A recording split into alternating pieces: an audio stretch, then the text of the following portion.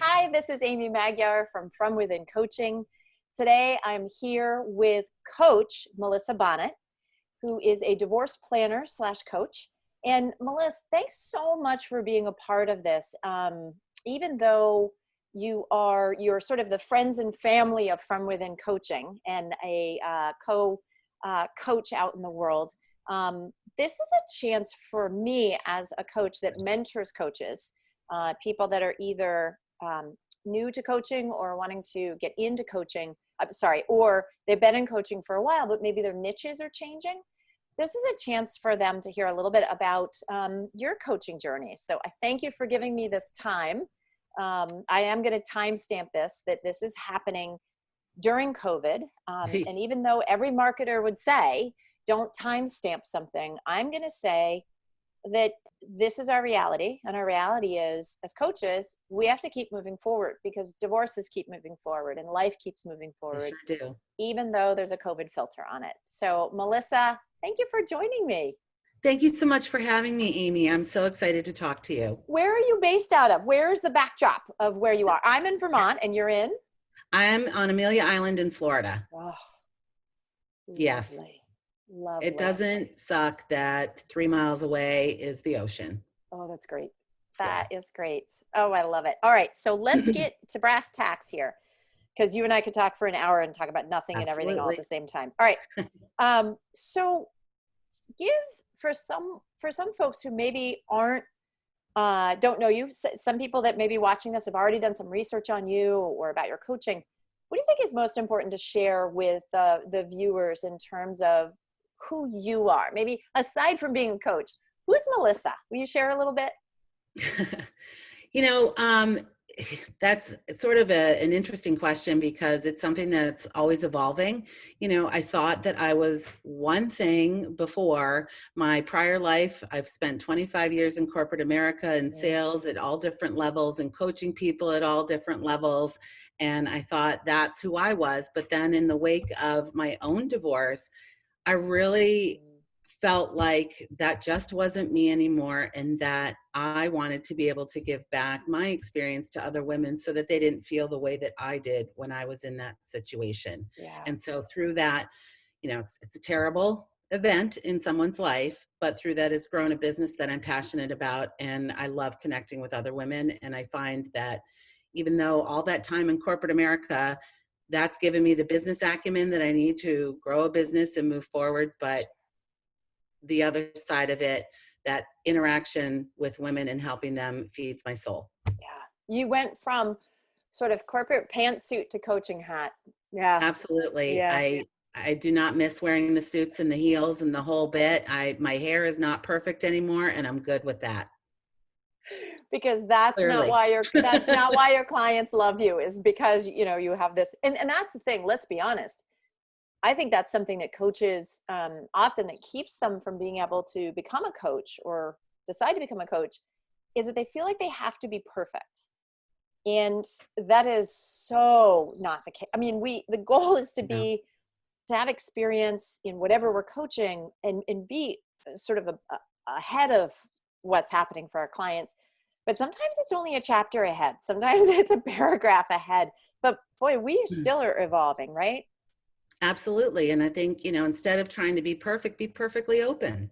Oh, hashtag. Yes, please. Yep. Hashtag perfectly open. I love it. Melissa, what is the name of your company and how did you come up with that name? The name of my company is The Divorce Planner. And I came up with the name spitballing with a friend one night, and we both could just see it. Like my caricature of me and who I am with my glasses and whatever, with my little notebook going out to plan. It's as simple as that. Yeah. And just through it just became this vision. Yeah. Yeah. How does a divorce planner coach people through? Like, give me a snapshot of what that looks like, what you take your clients through. The first step is making sure that I convey to them that I understand completely where they're at and what they're going through, but that I don't bring any judgment to the table. It's not the circumstances, that I'm concerned about as much as their health and well-being and maintaining the image that they need to maintain. Image is kind of a funny word, as we just talked about, perfectly open, but when you're going through a divorce, all of these things matter. And so it's really just me listening and supporting and guiding the conversation. I'm not there to provide the answers because each divorce is different. Yeah. Yeah. Why would they not use their lawyer and use a coach instead? Some lawyers are very good at this. Some are not. And at the end of the day, divorces can become very expensive. Mine was very expensive. I didn't even know that there was such a thing available to me. And ultimately, people will treat their attorney as their therapist, as their coach, as their friend, as their support system. And guess what? That's at a very high billable rate, billed by the Yes. minute. Yes, right? By the milliminute. Yeah, totally. And so, in having a coach can make someone, I can help somebody be a better client so that they don't have the pitfalls that I had. I was completely unprepared. I'm very open about when I was going through my divorce. I was like a deer in headlights. Yeah. I had no idea what to expect. And even though you can expect the unexpected, it blew my mind. And then that paralyzed me. And there was delays and more costs and blah, blah, blah. You get what I'm saying? So Yeah. that's where we just really, my goal is to make you prepared so that you don't run into those pitfalls. You don't spend as much money as you might. Yeah. Yeah. And help you get through it Tell, faster. tell me this, when you were thinking about this specialty or niche, whatever you want to call it, why this one versus maybe because you do have this incredible background? Folks, let me just say what Melissa humbly jumped over was her incredible sales background. Thank you. She sold without selling. But why this? What was it? And then share a little bit about, because you don't just want to coach and plan and help support and plan anybody's divorce. You have an ideal client. So will you share a little bit about that? So why this? And who is that person that is your ideal client? Because I think, again, this is such a great, I'm recording this specifically because I really want other coaches to see all the variety of, it's not just about picking your niche, but it's about making sure that those that are attracted to you are more like you than not. And that says, the person that you want as your client in many ways mirrors you. So, all right, I'm done talking. Zip it. You're on. Sorry. Well, thank you for your kind words about my sales background. I truly love sales. I love salespeople. And I find it it can be a game, and it's fun, and it's like a dance. And I initially set off in that direction thinking, I love it so much, especially sales strategy. How do you crack that nut? How do you move forward? But at the end of the day, I just didn't feel that, I understood that oftentimes a lot of that happens internally. And so it's not necessarily an outside person that's brought in to do that. And, it's also the expectation of sales managers, and they have a lot on them. So, I realized that there's opportunity there. However, it just wasn't feeling it. And at the end of the day, I came through my divorce knowing, that I needed help. And at the end of the day, it's what moves me. I just, I know that I know how people are feeling when they're going through the divorce. It's like every day is a surprise. You don't know what to expect. That can push you back 5 steps when you're trying to move forward. And it doesn't have to be that way. And that ultimately has become my mission, because I had a hard enough time getting up, but fortunately was able to engage a coach, Miss Amy Magyar. And, it took time, but that's why. Yeah. Yeah. And my ideal client is somebody who's really ready. And I don't push anybody. If you're not, and I say to clients, if you're not ready now, I'll be here for you when you are. I'm not pro divorce, I'm pro happiness. Oh my gosh. Thank you. Because I think it's not that you're not excited they got divorced. No. That's not like, it's not like being a lawyer where they get, woohoo, you're excited. Like, it's almost bittersweet, right? Like, wow. Right. Like I'm really motivated to help them get to that happy. You know, I look around and there isn't an awful lot out there in terms of the upside of divorce and the good that can come out of it. And I think for me personally, this is great. I'm excited, you know, and I wasn't excited when I was coming out of it. I was afraid and anxious, and how am I going to put it back together, because I felt like I put on somewhat of a public show of my grief or what I was going through. And you know, I'm not as tough as I thought. I'm human and it's okay, but you know, maybe things would have been different if I had a place to put that. Yeah. And And, so and therefore, if I can help somebody avoid, again, these pitfalls that I met, I'm good. right. My gut tells me is that, and let me assume, do you work with both genders, or do you have a preference of who you work with? I work with women only. I Yeah. feel like, and it's not that I'm opposed to working with men, I'm just very conscious of the fact that this is a very emotional journey. Yeah. And I fear that that could blur some lines Sure. without saying what I'm, Sure. Yeah. I feel like it's probably better for men to have a male coach. I'm not a man. I don't have that understanding of how their brains work, Right. whereas I Right. understand women. Yeah. There you go. Know your specialty. Know you, we say in coaching, coach what you know. And what you know is what it's like to have been a female going through a divorce. And that Right. is different. It sucks that it's different, but it is different. It is. We're And different. We're genetically different. yeah, yeah. Everything's different. I And learned even that in business even as how the well. even how the courts treat us, and how Mhm. things are, yeah, it's just different. So Yep. um my gut tells me that it is probably more ideal for somebody to, um if they know that they're kicking around the idea of divorce, of a divorce, separations maybe starting, is it feels like it would be better to start with you earlier, versus, and let me just share a little story, personal story.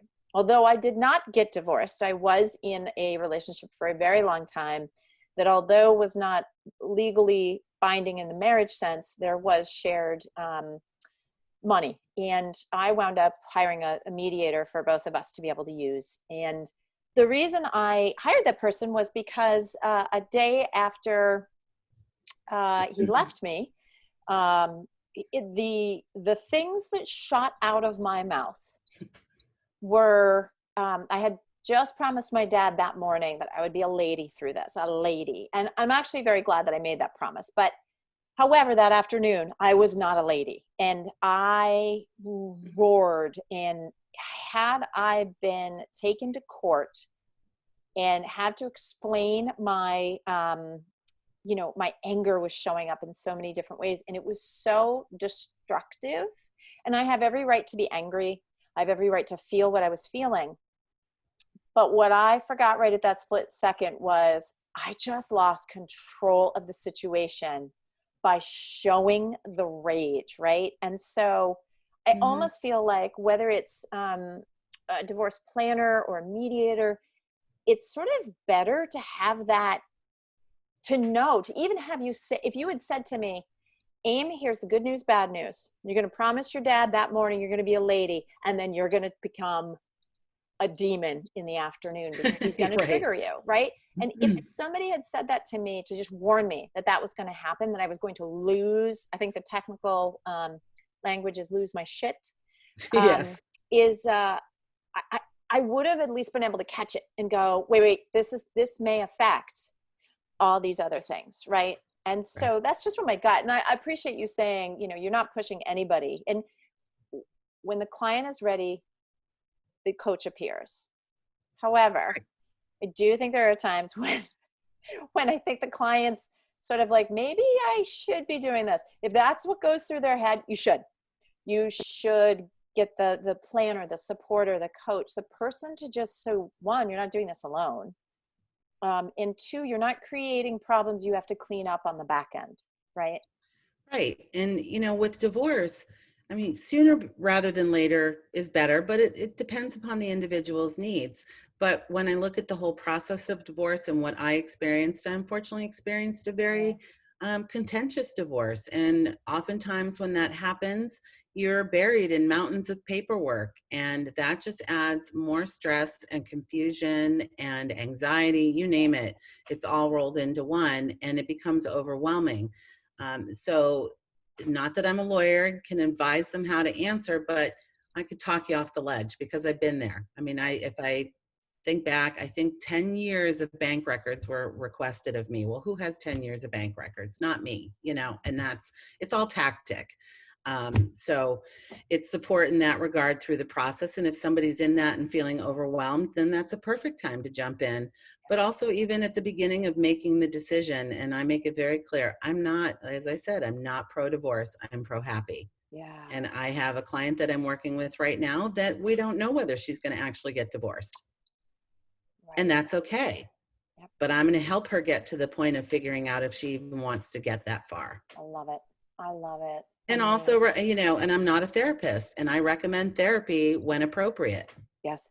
Yeah. Yeah. We're not, with any coach, part of our ethics is scanning for when that client potentially may need more support, additional support, because you can still work with a coach as you're working with a therapist, or pause the work with us, do some of the inner work, right, so that then we can move forward. Right. And sort of, yes. Thank you so much for saying that. That's beautifully said. But also like we were raised in a certain time where, you're telling your father, I'll be a lady. Like that so resonates with me because I was the good girl. I have the good girl syndrome. Don't push it too far. Be as nice as possible. You get where I'm going with this. And I look back and I regret that I was the good girl because I didn't, if I had somebody guiding me saying, look, I understand why you think you should do this, but here's the other side. Yeah. I probably wouldn't have grieved the loss as much as I did. Yeah. Yeah. And so, I'm not advocating for somebody to be a bad girl or nasty or mean, but don't go down that path of being the good girl because that's how we were raised. Right. Right. I think if you were coaching me, my definition of good girl was not taking the truck I bought for him and sinking it with all of his clothing and documents and laptop into Lake Champlain. Yeah. So, whether that's good or bad, ideally, I actually would have screwed myself because that was my truck. I wouldn't have been able to actually not good. sell it, right, other than being in a flood. So, that's I think that that's so important, is sort of, again, having that person to gauge and say, I'm feeling this, I'm thinking about this. I could just use, and I think the thing is that you were an objective, confidential planner.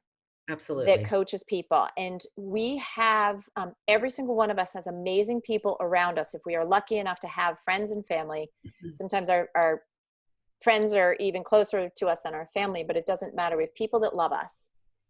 That actually can sometimes be detrimental because they'll yes us to death. And the yes doesn't always mean that that's the right choice. And I think with coaching, we're able to stay so curious and so help them create awareness of things that they normally sort of wouldn't have been aware of. Yeah. All right. So I'm totally taking up so much time. I want to say something additional about the friends, and I know we're on a time, please, so to speak. But the other thing, yes, to your point, they love you, and whether they realize it or not, they're going to have their own agenda. And the last thing that you need when you're going through the process is everybody's opinion, right?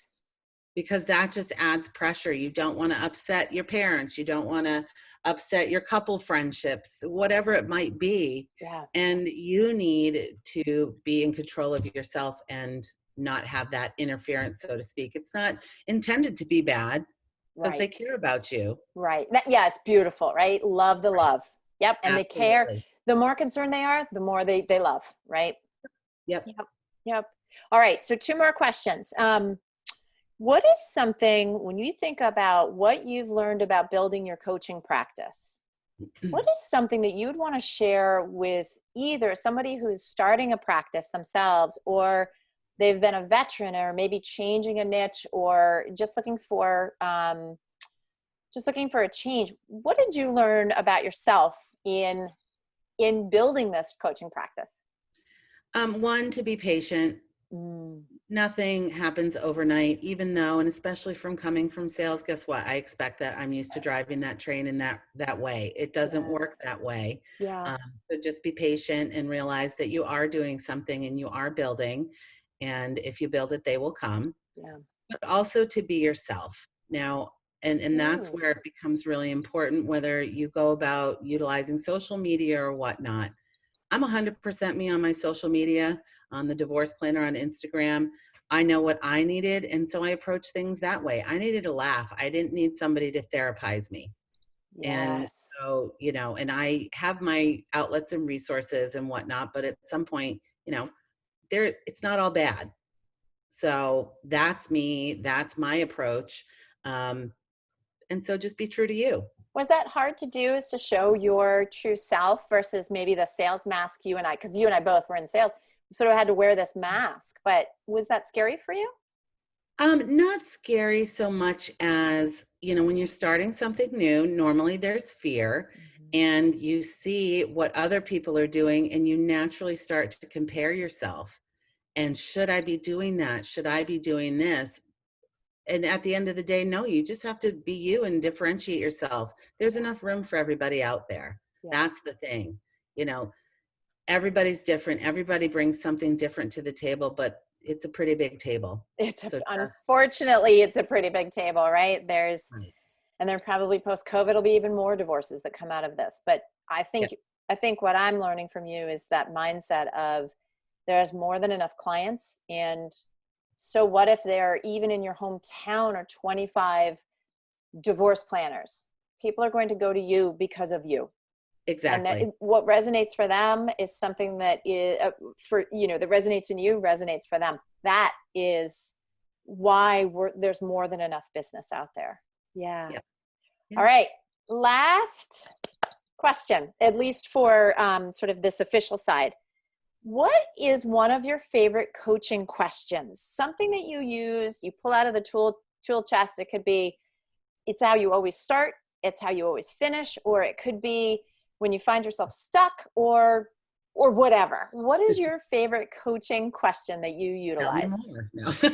Well, it could be that, right? Tell me more. Well, I know. I mean, I make jokes or I make light of it, but at the end of the day, I need that information. I need Yeah. to discover the background and so that I can understand how to work with you and move forward and how Yeah. to help you move forward.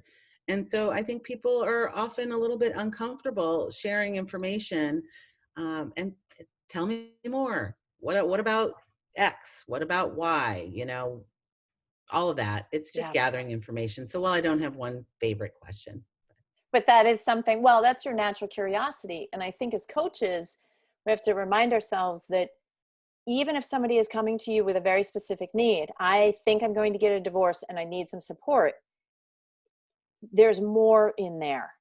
It's how are they Absolutely. as an individual who needs support, and so um, there's an author who sort of calls often what humans do is half truths. So we don't intentionally lie or intentionally hold back, but we give people what we think is important or what we know or are aware of, right? So don't be surprised if a coach says to you, tell me more about that and what else, because it's not just that surface layer of stuff, it's what's really happening sort of underneath. And that's, you don't need us as a partner at the top, you need us down below, right? That's where the real stuff is.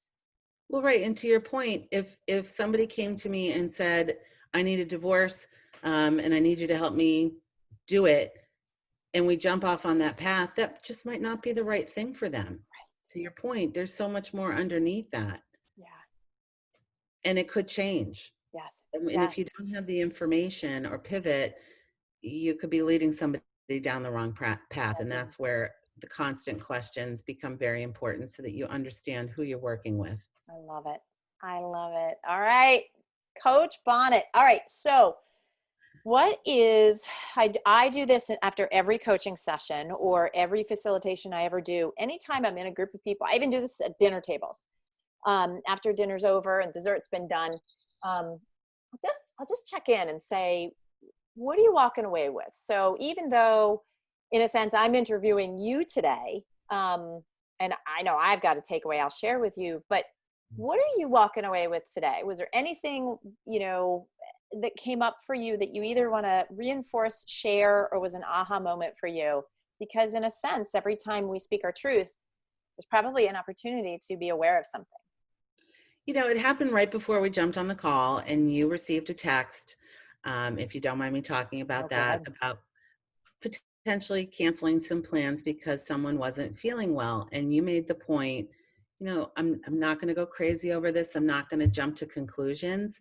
And I just think that regardless of COVID or not, it's important to remember that we're often very quick to just jump to what we think is the outcome or what's really happening, and add additional stress and worry on ourselves that we don't need. Yeah. And so for me, that just sort of resonated as that was happening and we were jumping into this, because there's so many unknowns. We don't know what's happening, and it doesn't do us any favors to send ourselves into that spin.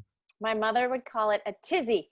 And I don't know where that came from, but that tizzy of like either spiraling up or spiraling down, right? Yep. Yeah. And we're prone to that. And so take a step back and just don't react, I guess, is the takeaway. I think for me, this comes back around to an idea that often, and I think especially as women, we're introduced to a new situation, potentially divorce, potentially large separation after a long amount of time, even if it's not actually a physical divorce, but it is a lifelong partnership that's ending, is we assume we know how to do it. Right. And there's not one thing that we get prepped for in life. I don't know about you, Melissa, but I didn't get the book of how to navigate life when I was born, right? It didn't show up in my crib. Is that when we seek out support from others, it's a sign of our strength and not our weakness. Agreed. And if we can just get over this thing of support means I'm weak. No, support means you're a badass, and you're smart enough to know that you've never hopefully been through this. And let me just say this, for people that could potentially be on a second or third divorce, the divorce that you are going through right now may be different than your first divorce. And so you do have you've got sort of a muscle memory of some things, but it could be completely different. So seeking support does not mean weakness. It means strength. So it does. And, there's this expression out there that, we're not meant to go it alone. That doesn't mean you're supposed to be married or partnered up. It just means that you're not supposed to shoulder the load alone. And that's why we have the resources that we have available to us. Yeah. And part of the problem is just making sure that everybody knows about it. Well, you have helped me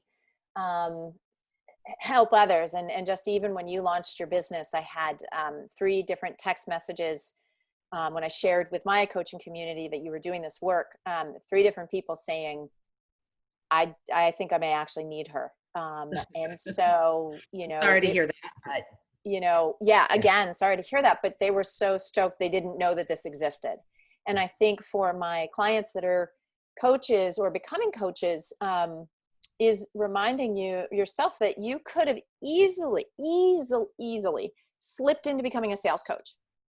And you still could do that, but that doesn't mean that's what you want to do moving forward. Right now, it's so important for you to support this group of women through this. And someday it may evolve even more, but right now, this is what feels right. And I think that was such a gift for me to be able to share with my clients and viewers who are kicking around becoming a coach, and what that could look like. So I super thank you for your time. Thank you so much for having me. This was great. It's always nice to see your face. It is good. I cannot, as I say to everybody on Zoom, I can't wait to see your legs too.